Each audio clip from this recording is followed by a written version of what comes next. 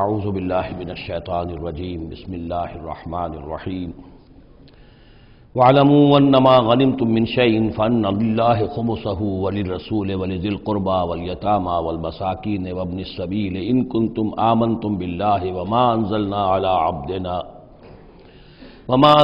عَلَىٰ عَبْدِنَا يَوْمَ الْفُرْقَانِ يَوْمَ الْتَقَى الْجَمْعَانِ وَاللَّهُ عَلَىٰ كُلِّ شَيْءٍ قَدِيرٌ صدق اللہ العظیم۔ اب یہاں وہ مال غنیمت کا حکم بیان ہو رہا ہے۔ وَاعْلَمُوا جان لو انما غنمتم من شیء، جو بھی غنیمت تمہیں حاصل ہوئی ہے، فَأَنَّ لِلَّهِ خُمُسَهُ، تو اس کا خمس پانچواں حصہ تو اللہ کے لیے ہے، وَلِلرَّسُولِ اور رسول کے لیے ہے، وَلِذِي الْقُرْبَىٰ اور رسول کے قرابت داروں کے لیے ہے۔ یہ بات سمجھ لیجئے یہاں اچھی طرح کہ در حقیقت حضور صلی اللہ علیہ وسلم کا جو معاش کا معاملہ تھا، جب تک آپ مکے میں تھے، حضرت خدیجہ الکبریٰ رضی اللہ تعالی عنہا کی دولت جو ہے اس سے آپ کا کام چل رہا تھا، جو بھی بچا کچا ان کا سرمایہ تھا۔ مدینے میں آ کر ظاہر بات ہے کہ اب آپ کے پاس اپنا کوئی ذریعہ معاش نہیں تھا، نہ آپ کوئی تجارت کرتے تھے، تو اب آپ کے اخراجات اور پھر یہ کہ آپ کے بھی قرابت دار ہیں، آپ کی ازواج مطہرات ہیں، ان کے اخراجات کہاں سے آئیں گے؟ تو مال غنیمت میں سے خمس جو ہے وہ اس کام کے لیے رکھ لیا گیا، گویا وہ بیت المال کا حصہ ہوگا، اور بیت المال ہی کفالت کرے گا حضور کی بھی اور حضور کے قرابت داروں کی بھی۔ اس کے علاوہ اس بیت المال میں یتامى والمساکین وابن السبیل، اس میں حصہ ہوگا یتیموں کے لیے بھی اور مساکین اور محتاجوں کے لیے بھی اور مسافروں کے لیے بھی۔ یہ گویا کہ پانچواں حصہ مال غنیمت کا تو ہو گیا، سرکار سمجھ لیجیے سرکاری ہو گیا، لیکن اس سرکار میں سب سے بڑا خرچ جو ہے وہ در حقیقت محمد رسول اللہ صلی اللہ علیہ وسلم کے ذاتی، آپ کے اخراجات، آپ کے ازواج مطہرات کا دار نفقہ، آپ کے قرابت داروں کا ذوی القربیٰ، جس میں آپ کو بھی تو ظاہر بات ہے کہ کچھ نہ کچھ صلہ رحمی آپ فرماتے تھے، تو اس کے لیے، اور یہ کہ یتیموں اور مساکین کے لیے وابن السبیل۔ ان کنتم آمنتم باللہ، اگر تم ایمان رکھتے ہو اللہ پر، وما انزلنا علی عبدنا، اور اس شے پر جو ہم نے نازل کی اپنے بندے پر، یوم الفرقان، فیصلے کے دن، یعنی جو شے نازل کی وہ ہے غیبی امداد، نصرت غیبی، جو فرشتے آئے۔ ظاہر بات ہے کہ وہ ایک انسین جو ہے غیب کا معاملہ ہے، فرشتوں کو دیکھا تو کسی نے نہیں، تو جیسے وحی آتی تھی حضرت جبرائیل لے کر آتے تھے تو اس پر ایمان رکھتے ہو کہ یہ قرآن جو ہے اللہ کی طرف سے ہے، ایسے ہی تمہیں یقین ہونا چاہیے کہ اللہ تعالیٰ نے اپنا وہ وعدہ پورا فرمایا اور اللہ تعالیٰ نے فرشتے بھیجے۔ تو اگر تمہیں وہ یقین ہے تو پھر تم اس حکم کو پورے طور پر یوں سمجھیے کہ دلی طور پر اس کو قبول کرو، خوش دلی کے ساتھ پوری طریقے سے، کہ خمس جو ہے وہ تو اللہ اور اس کے رسول کا، بیت المال کا۔ بقیہ کے بارے میں حضور نے فرما دیا کہ 4/5 جو ہے یہ اب تقسیم ہو جائے گا مجاہدین کے درمیان۔ اس میں اس سے کوئی بحث نہیں ہے کہ کس نے کتنا جمع کیا، سارا مال ایک جگہ جمع ہوگا اور پھر اس کے حصے لگیں گے، چاہے کوئی پہرے پر تھا، جنگ کی نوبت ہی نہیں آئی، چاہے یہ کہ کوئی باقاعدہ جنگ میں کسی نے حصہ لیا، چاہے کسی نے مال غنیمت جمع کیا چاہے نہیں کیا، جو بھی جنگ میں ہے ان کو برابر کا حصہ ملے گا۔ اس میں یہ ہے کہ جو سواریوں والے تھے انہیں دوہرا، اور جو پیدل تھے انہیں اکیلا، اس لیے کہ سواریاں اگر کسی کا اونٹ ہے، کسی کا گھوڑا ہے، 2 گھوڑے بھی تھے، تو ظاہر بات ہے کہ اس کے چارے وغیرہ کا بندوبست وہ خود اپنے پاس سے کرتا تھا، کوئی سپلائی لائنز تو آج کل کی جس طرح فوجوں کی ہوتی ہیں وہاں موجود نہیں تھی، لہذا جو مجاہد تھا کہ جو سوار تھا گھوڑے پر یا اونٹ پر، جس کا اپنا گھوڑا تھا اپنا اونٹ تھا، اس کو دوہرا حصہ، اور جو عام پیادہ جو مجاہد تھا اس کو اکیلا۔ وَاعْلَمُوا أَنَّمَا غَنِمْتُم مِّن شَيْءٍ فَأَنَّ لِلَّهِ خُمُسَهُ وَلِلرَّسُولِ وَلِذِي الْقُرْبَىٰ وَالْيَتَامَىٰ والمساکین وابن السبیل ان کنتم آمنتم باللہ وما انزلنا علی عبدنا یوم الفرقان یوم التقى الجمعان، اس فرقان والے دن، فیصلے کے دن، جس دن کی 2 فوجیں بھڑ گئی تھیں۔ واللہ علی کل شیء قدیر، اور اللہ تعالی ہر چیز پر قادر ہے۔ اذ انتم بالعدوۃ الدنیا وهم بالعدوۃ القصویٰ، اصل میں یہ جو وادی ہے جس میں بدر واقع ہوا ہے، یہ ایک گھاٹی سی ہے جو دونوں کناروں کے اوپر تو بہت تنگ ہے لیکن درمیان میں بہت کھل کر میدان بن جاتا ہے۔ اس کا ایک سرا جو ہے وہ شمال کی طرف نکل جاتا ہے اور وہ جا رہا ہے شام کی طرف، ایک سرا جنوب کی طرف ہے اور وہ جاتا ہے مکے کی طرف، ایک مشرق کی طرف آتا ہے کہ جو مدینے کی طرف آ رہا ہے، اور اکثر و بیشتر جو پہلے حاجی جاتے تھے وہ اسی راستے پر تھے، یہی راستہ تھا۔ اب تو جو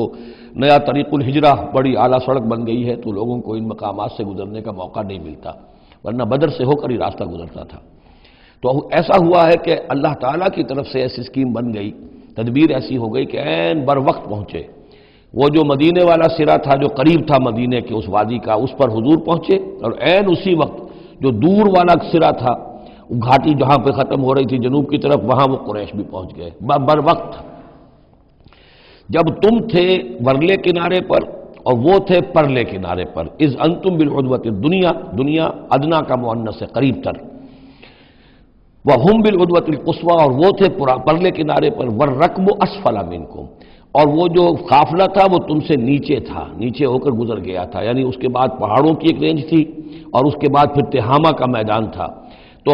ابو سفیان نے یہ کیا تھا کہ قافلے کو لے کر اس بدر کی گھاٹی میں داخل ہی نہیں ہوئے، ادھر سے تو وہ پیغام بھی بھیج دیا تاکہ فوج ادھر سے آئے، تاکہ مسلمانوں کی توجہ بھی ہو تو فوج کی طرف ہو جائے، اور اسی میں وہ داؤ لگا کر اپنے قافلے کو بچا کر نکال کر لے جائیں، اور وہ تہامہ میں ساحل کے ساتھ ساتھ ہو کر نکل بھی گئے۔ وَلَوْ تَوَاعَدتُّمْ لَاخْتَلَفْتُمْ فِي الْمِيعَادِ، اور اگر تم لوگوں نے آپس میں معاہدہ کیا ہوتا کہ فلاں وقت پر ہمیں پہنچنا ہے، ہو سکتا ہے کہ تم ایک ساتھ نہ پہنچ سکتے، اختلاف ہو جاتا، جیسے اپوائنٹمنٹ ہوتی ہے فلاں وقت پہ میں بھی پہنچوں گا آپ بھی پہنچ جائے تو کچھ نہ کچھ آگے پیچھے ہو جاتا ہے، تو اگر تم طے کر کے بھی آتے تو اتنا نہ ہوتا جتنا کہ ہم نے اپنی مشیت اپنی تدبیر سے کر دیا کہ عین وقت پر تمہیں وہاں پہنچا دیا۔ اس کی وجہ کیا تھی؟ ہم چاہتے تھے کہ یہ ٹکراؤ ہو جائے اور یہ بات واضح ہو جائے کہ جان لیں اہل مکہ کہ اللہ تعالیٰ کی نصرت کس کے ساتھ ہے، اس کے عوام بھی سمجھ لیں۔ وَلَٰكِن لِيَقْضِيَ اللَّهُ أَمْرًا كَانَ مَفْعُولًا، لیکن یہ سب کچھ اس لیے ہوا تاکہ اللہ تعالیٰ طے کر دے وہ شے، فیصلہ کر دے کہ جو ہو کر رہنی ہے، کان مفعولا لِيَهْلِكَ مَنْ هَلَكَ عَنْ بَيِّنَةٍ، تاکہ اب جسے ہلاک ہونا ہے وہ ہلاک ہو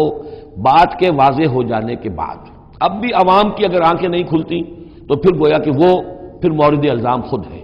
اب ان کے سرداروں نے جو کچھ ان کی مت ماری تھی، اب آ کر اس موقع کے بعد ان کی آنکھیں کھل جانی چاہیے۔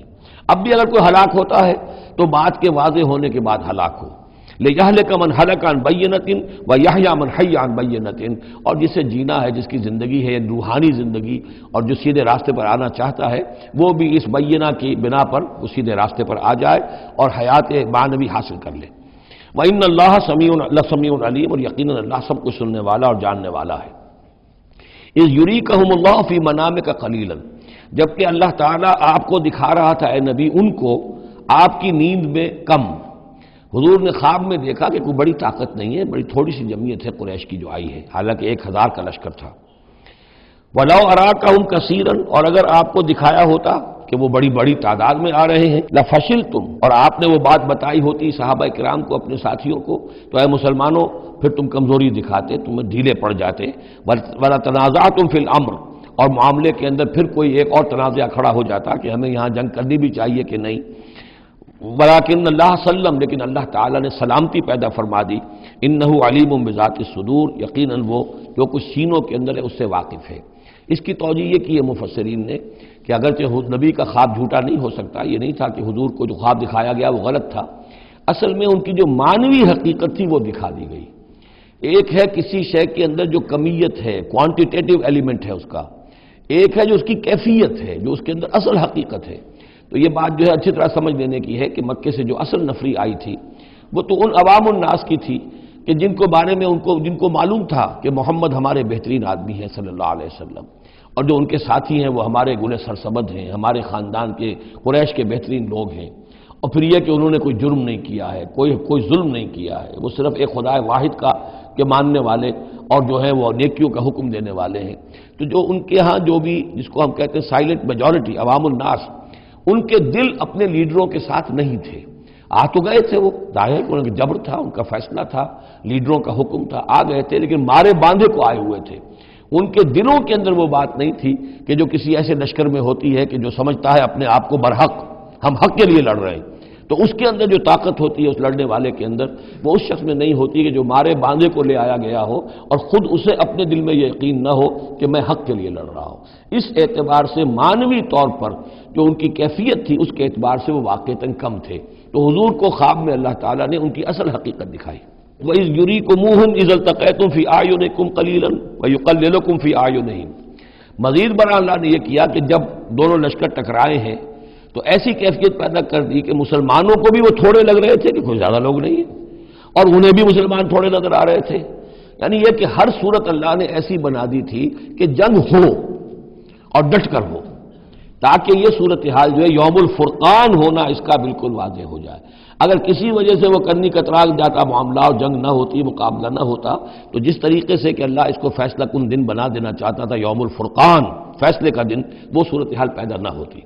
لیقضی اللہ امرا کان مفعولا، تاکہ اللہ پورا کر دے اس معاملے کو کہ جو ہونے والا ہی تھا۔ وإلی اللہ ترجع الامور، اور تمام معاملات بالآخر تو اللہ ہی کی طرف لوٹا دیے جائیں گے۔ یا ایھا الذین آمنوا اذا لقیتم فئۃ فاثبتوا، اے اہل ایمان، جب بھی اب تمہارا، اب چونکہ دور شروع ہو گیا ہے، اب تمہاری جد و جہد جو ہے وہ آخری مرحلے میں داخل ہو چکی ہے، مسلح تصادم کا آغاز ہو چکا ہے، اور یہ تو ابھی پہلی جنگ ہے، ابھی جنگیں اور آنی ہیں، اگلے ہی سال غزوہ احد ہو گیا۔ جب بھی تمہارا مقابلہ ہو کسی فوج سے فاثبتوا، پہلا حکم تو یہ ہے کہ پھر ثابت قدم رہو، قدم جمائے رکھو۔ دوسرا حکم واذکروا اللہ کثیرا، اور اللہ کا ذکر کرو کثرت کے ساتھ، لعلکم تفلحون، تاکہ تم فلاح پاؤ۔ تمہاری جو طاقت ہے وہ اللہ تعالیٰ کے بھروسے پر ہے۔ واصبر وما صبرک الا باللہ، ایک بندہ مومن کا صبر جو ہے وہ اللہ کے بھروسے پر ہے، لہذا اللہ یاد رہے گا، اللہ کے ساتھ قلبی تعلق، روحانی تعلق استوار ہوگا تو تم ثابت قدم رہو گے،